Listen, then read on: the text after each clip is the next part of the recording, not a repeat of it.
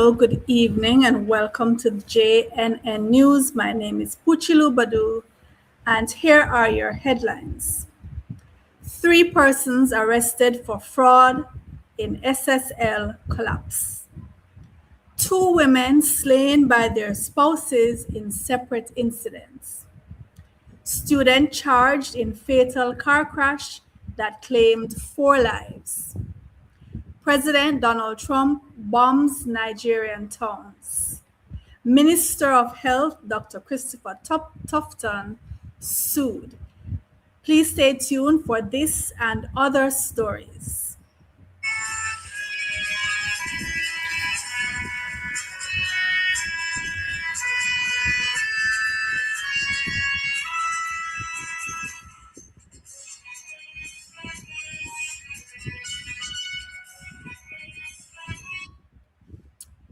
And now, here are the details. 3 individuals have been taken into custody by the police as part of an ongoing investigation regarding former Stocks and Securities Limited, SSL. The 3 individuals are former director of SSL, Hugh Croskery, his daughter Sarah Meany, and ex-CEO Zachary Harding. They are being questioned by the authorities on reasonable suspicion of breaching multiple financial and corporate laws. Several electronic devices and documents related to the collapse of the investment firm have allegedly been seized. The JNN understands that the 3 individuals have been charged with fraudulently inducing persons to invest, operating a securities business without a dealer's license, failure to register a company carrying on business in Jamaica, failure to apply to the Financial Services Commission for registration of securities, and breaches of the Banking Services Act. The JNN understands that Mr. Croskery was granted bail in the sum of $1 million and is to appear in court on January 26. 3 premises in St. Andrew and 1 in St. James were targeted as part of the joint probe into the multi-billion-dollar fraud at the SSL. Founder and former principal of the collapsed investment firm Stocks and Securities Limited, Hugh Croskery, was granted bail in the sum of $1 million on Saturday. As part of a major law enforcement operation, the ongoing operation involved several agencies and properties owned or connected to SSL, which is being investigated for fraudulent activity. Several government agencies have added their muscle to the investigation of the fraudulent activities. Some of these agencies include the Financial Investigations Division, FID, the Constabulary Financial Unit, SFU, the Counter-Terrorism and Organized Crime Investigation Branch, and the Major Organized Crime and Anti-Corruption Agency, MOCA. Mr. Croskery was taken into custody on reasonable suspicion of breaching multiple financial and corporate laws. The investigation began in January of 2023 when news broke of a suspected multi-billion-dollar fraud at the SSL. Mr. Croskery is being represented by King's Counsel Peter Champagne.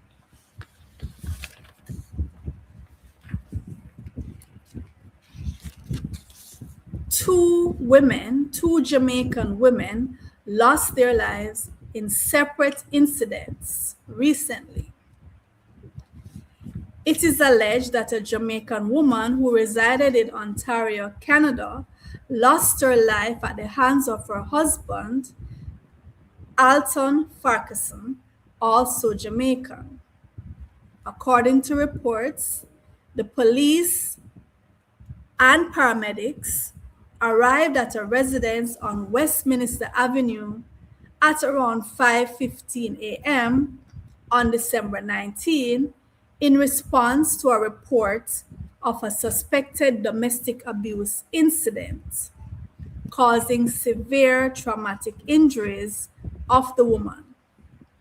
Upon arrival at the hospital, the woman was pronounced dead. The woman's identity has not been officially released upon the request of her family. However, her husband has been confirmed as 56-year-old Alton Farquharson. He has been subsequently arrested and charged with second-degree murder. The JNN understands from very unreliable sources that the man accused was a Jamaican pastor who was discovered to be unfaithful by his wife, who is now deceased. Another woman, Natasha Gordon of White House District in Westmoreland, lost her life last Friday after being attacked by a 43-year-old welder, Colin James. Residents raised an alarm as Miss Gordon, who was suspected of being continuously abused, had not been seen for a number of days. Upon investigation, the police arrived at a residence in the Cornwall Mountain community and rescued Miss Gordon, who was then assessed to be in a critical condition. She appeared to have been burned, beaten, and tortured over an ongoing period. She passed away at hospital while undergoing treatment. Mr. James, who was originally charged with unlawful wounding and assault, occasioning actual bodily harm. Community members attest that Miss Gordon has appeared to be in an unstable state of mind as a result of the persistent domestic abuse. James is now expected to face murder charges pending a post-mortem examination. Some residents of the district have alleged that they knew of the abuse and wanted to intervene, but feared for their lives as they were threatened by James. Now, it is so sad that within 1 week, 2 of our women lost their lives at the hands of men whom they cohabited with, whether common law or marriage. These are men who these women called their spouses, and they lost their lives at the hands of these men. Did you know that worldwide, 120 women lose their lives at the hands of men whom they love, whom they are in relationship with? 120 women every day. That is 6 women every 10 minutes, right? Every 10 minutes. Every 10 minutes, a woman loses her life, rather. Or a young girl or some other female loses her life at the hands of someone whom she loves and trusts. It does not matter what the woman did, whether she cheated, whether she took his money, no matter what she did, nobody deserves to lose their lives, especially not at the hands of someone whom they expect to keep them safe and to love them. This is something that we have to stem, this violence against women, And men, you need to understand that when you have a woman in your life, she does not belong to you. She's not your property to do as you please. If you have situations that you cannot resolve, just go your separate ways. Don't raise your hands and take the life of any woman. It is not right for the women to do it either, but the statistics show that by far women lose their lives at the hands of men whom they are in relationships with, as opposed to men losing their lives at the hands of women. So we're reaching out to our Jamaican men and men worldwide.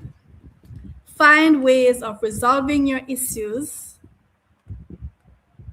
as opposed to taking out your anger and frustration on persons who you are supposed to love and protect. Continuing the news,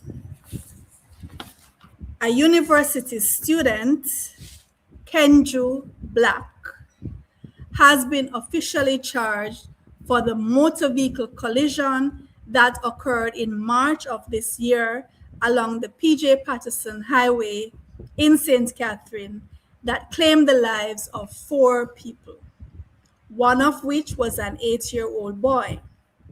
Miss Black is the daughter of Kenneth Black, prominent Manchester businessman and political strongman, more popularly known as Skeng. Miss Black answered to 4 counts of causing death by dangerous driving when she appeared before the St. Catherine Parish Church on Monday. She was granted $800,000 bail with surety. She is represented by attorney Christopher Townsend.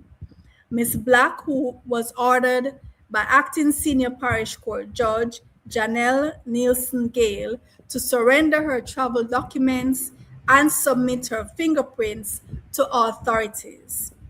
The case is to be recalled in February of 2026. So on March 30 of this year, it is alleged that shortly after midnight, Black's 2022 Mercedes SUV collided with a Toyota Probox motor car, causing loss of life to 4 victims and extensive vehicular damage.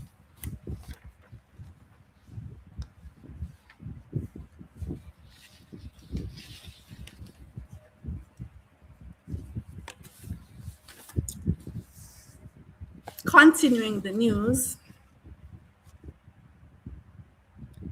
the government is clamping down on people who ask stupid questions.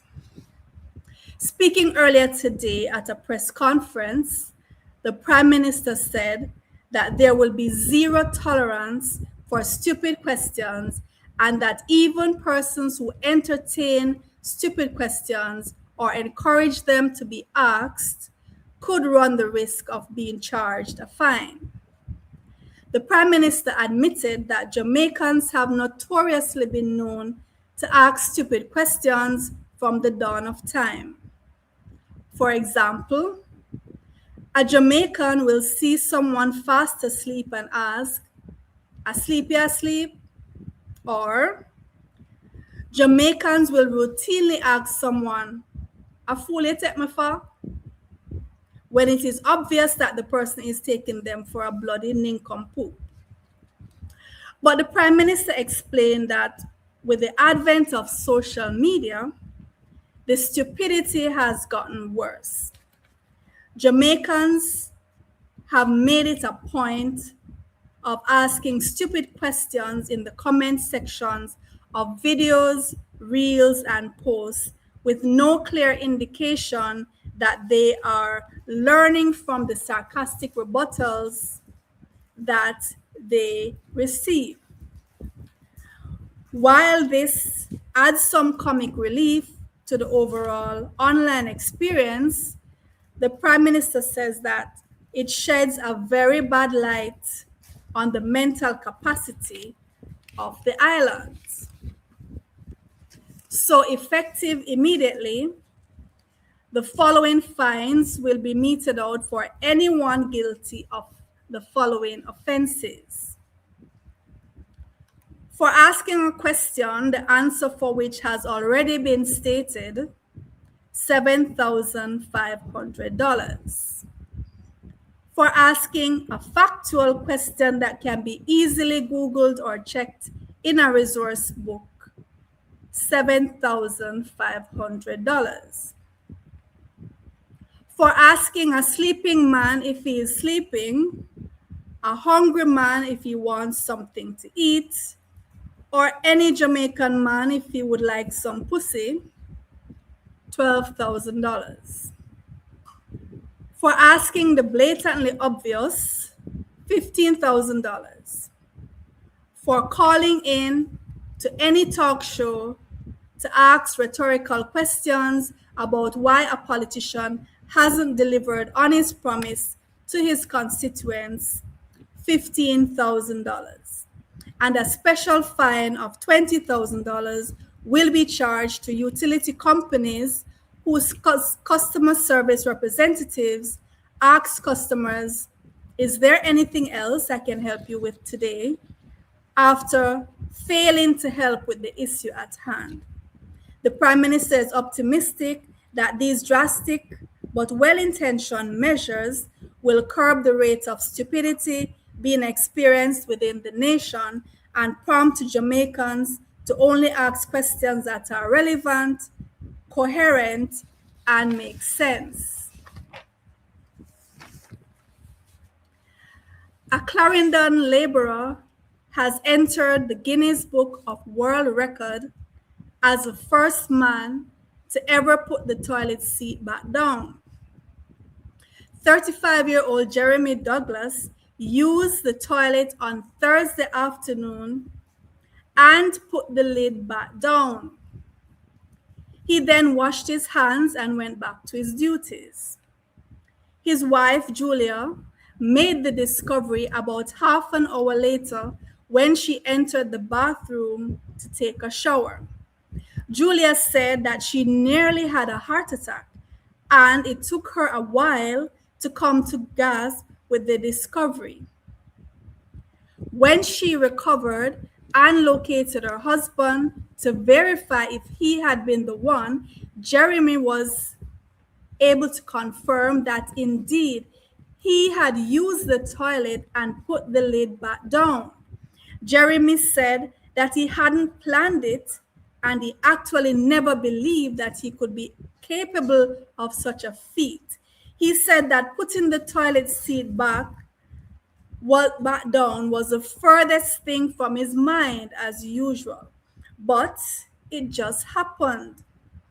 Julia said that never in her wildest dreams had she ever thought that it would happen in her household. While she always advised her husband to put the lid back down after using the toilet, she never actually thought it possible. The JNN wants to say congratulations to Jeremy for making it into the prestigious Guinness Book of World Records. Continuing the news, conjoined twins separated. Jamaican conjoined twins Azaria and Azora Elson recently underwent a very complex and intricate surgery to have them separated. The surgery took place in November in Riyadh, Saudi Arabia, as a result of cooperation from a joint international medical team. The twins are 2 years old. They were classified as omphalogous twins, which meant that they were precariously joined at the abdomen. The twins shared one liver. This condition is said to be extremely rare, with only about 1 in every 50,000 to 150,000 live births worldwide. The twins first received care at the University Hospital of the West Indies, particularly for their congenital heart abnormalities, which was a consequence of their being conjoined. The twins were born from C-section in November 2023. On July 27, the twins, accompanied by their mother, Leisha McMurray, and along with an elite medical team, left Jamaica for Saudi Arabia King Abdullah Specialist Children's Hospital. This was facilitated locally by the Ministry of Foreign Affairs and Foreign Trade, the University Hospital of the West Indies, and overseas by the Saudi government. The Saudis have an outstanding reputation for separating conjoined twins such as Azaria and Azora, who after the 9-hour surgical procedure can now maneuver life in separate bodies.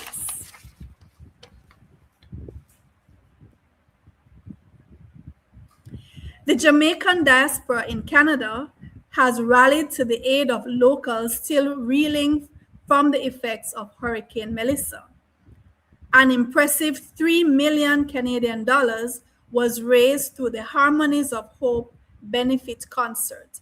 Minister of Tourism Edmund Bartlett confirmed that this donation is the single largest contribution of its kind to date from any group of the Jamaican diaspora. The exquisite show was hosted by the Canadian branch of the Jamaica Tourist Board, JTB, and was held at the Meridian Performing Arts Centre in Toronto on December 10. Several hundreds of Jamaicans and friends of Jamaica were in attendance, including Jamaica's High Commissioner to Canada, Marsha Kaur Loban, Jamaica's Consul General at Toronto, Kurt Davis, and his wife, Dr. Susan Robinson Davis, and a host of other dignitaries. When netted, the total remittance to Jamaica could be as much as 2.3 million Canadian dollars. Leading up to the concert, there was a 10-day Hurricane Melissa relief campaign organized chiefly by Angela Bennett, JTB Regional Director for Canada. The concert had a world-class lineup of performers. The Jamaica Teachers Association, JTA, claims that the Ministry of Education has failed to consult with it regarding the reopening of schools in January. According to the JTA, this lack of dialogue could spell trouble in the coming weeks when schools are slated to reopen for the Easter term. JTA President Mark Malabver has warned that while some more advanced level schools might be ready, some lesser advanced schools are not. This especially in the light of the catastrophic destruction caused to the infrastructure of many Western schools by the passage of Hurricane Melissa in October. Dr. Maladver has noted that certain prominent schools, such as Manchester High School, Monroe College, and St. Elizabeth Technical High School, have made significant progress. However, by comparison, some other schools are nowhere near ready to reopen their doors to students, as some are in fact still being used as shelters for the homeless and the displaced. Magati High School, Belmont Academy, and others suffered structural damage that make reopening near impossible.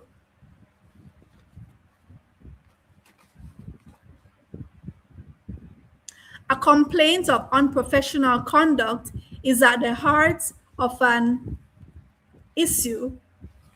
Health and Wellness Minister Dr. Christopher Tufton is being accused of dereliction of duty by neurosurgeon Dr. Roger Hunter.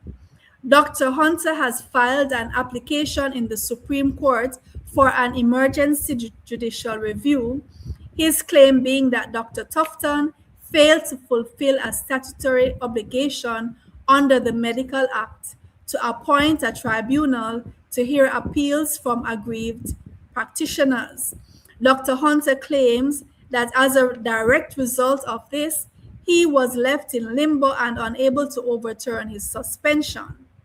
Filed on December 16 through Hunter's attorney, Hugh Wildman, the 6-page notice points to Dr. Hunter's 1-year suspension imposed by the Medical Council of Jamaica in May 2023, which it is alleged did not follow due diligence to a formal hearing or even of his knowledge.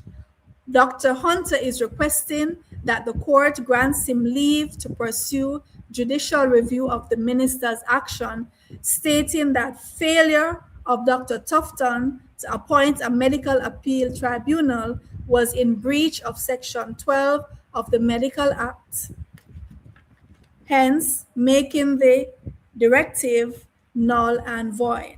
Dr. Hunter is claiming irreparable harm to his 30-year medical career. The United States of America has launched a series of bombings on the West African country of Nigeria.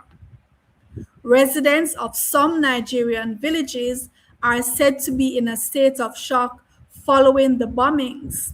President Trump has described the military action as a strike against terrorists, a Christmas present for terrorists, coming as it did on Christmas Day. President Trump called the move a powerful and deadly strike against ISIS militants in the region, whom he said have been viciously targeting and killing innocent Christians for many years. But some residents of Nigerian villages say that the bombed areas have no ISIS affiliation whatsoever, and they are baffled. To their experience, Christians and Muslims in their territories have coexisted peacefully. Some analysts insist that the situation in the region extends beyond religious issues and include ethnic and political grievances. To end the news, here are our main stories. 3 persons arrested for fraud in SSL collapse. 2 Jamaican women slain by their spouses in separate incidents. Student charged in fatal car crash that claimed 4 lives. President Donald Trump bombs Nigerian towns, and Minister of Health Dr. Christopher Tufton sued. Thank you for joining me. I am Puchilu Badu, and remember, if it no go so, it nearly go so.